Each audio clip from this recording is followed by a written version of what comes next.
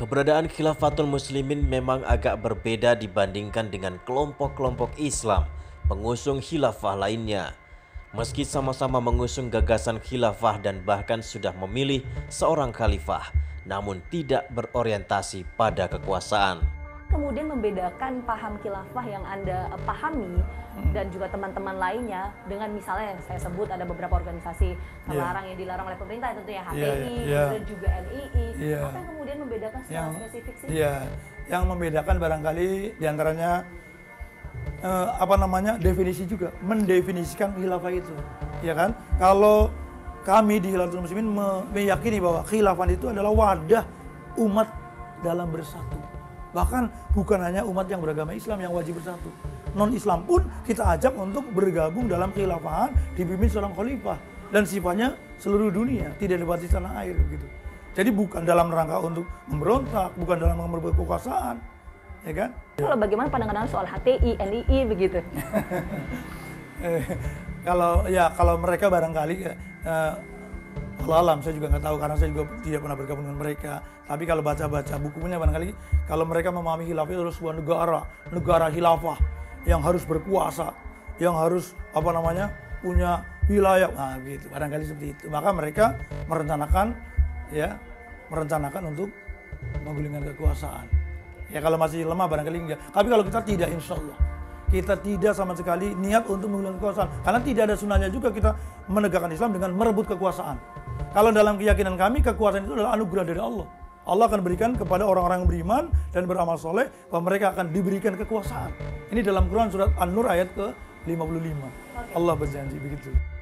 Pandangan ini juga diamini oleh Al-Haidar, peneliti terorisme di Indonesia. Al-Haidar menganggap ada sesuatu yang berbeda antara Khilafatul Muslimin dengan kelompok pengusung khilafah lainnya.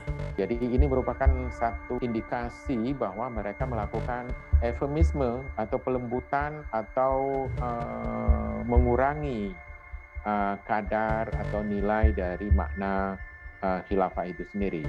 Bagi Al-Haidar, apa yang dilakukan oleh Khilafatul Muslimin di jalanan beberapa waktu lalu hanya sebatas upaya melakukan perekrutan anggota dan menggalang dana.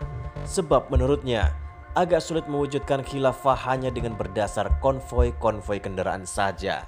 Ya, tujuannya hanya sebatas untuk menghidupkan organisasi mereka. Mereka tidak pernah benar-benar ingin mewujudkan sebuah khilafah. Karena nggak mungkin khilafah itu bisa diwujudkan dengan cara konvoi-konvoi saja tanpa harus revolusi ataupun berperang. Apalagi Khilafatul Muslimin juga sudah salah di dalam merumuskan apa itu khilafah. Bagi mereka khilafah itu adalah jamaah, bukan negara. Ini kan aneh sekali. Karakter mereka, ya, yang pertama mereka playing victim, merasa diperlakukan tidak adil, merasa dizolimi, merasa dikriminalisasi, merasa paling benar, merasa paling agamis, kemudian mudah menjustifikasi orang lain sesat, bid'ah, kafir dan lain sebagainya. Kemudian mereka reaktif, reaktif dan kecenderungan insubordinasi.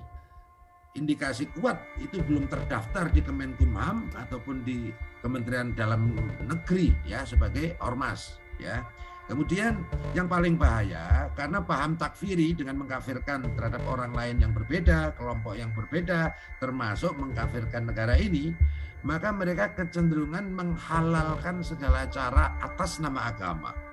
Karena mereka sejatinya ingin mengganti ideologi negara, ingin merebut kekuasaan, tetapi kondisinya masih minoritas. Sementara jumlah anggota Khilafatul Muslimin sendiri hingga kini terus berkembang. Menurut Amir Hamzah yang mengkoordinir wilayah Pulau Jawa dan sekitarnya, struktur keorganisasiannya juga terus berkembang. Selain itu, anggota yang telah bergabung biasanya akan memiliki loyalitas tinggi karena sudah melakukan ikrar setia. Keanggotaan sendiri dari Khilafatul Muslimin ini seperti apa sekarang? Dari tahun ke tahun, apakah berkembang pesat atau bagaimana saat ini kondisinya? Alhamdulillah, sebatas yang saya tahu dari awal saya bergabung lebih kurang 20 tahun lah kurang lebih ini, alhamdulillah semakin berkembang. Karena dulu di Pulau Jawa ini terdiri dari satu wilayah, sekarang sudah 7 wilayah begitu kan. diawali karena kita mengawali dari seorang diri, ya kan?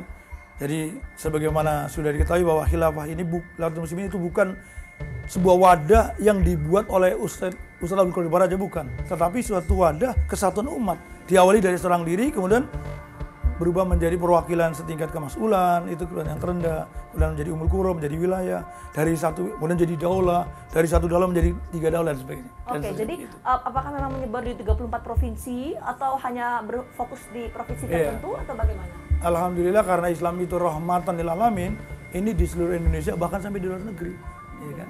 Ya kan? Dari ujung Sumatera sampai Papua, alhamdulillah ada begitu. Untuk bergabung menjadi warga khilafah, kita ada ikrar janji sebenarnya, janji setia.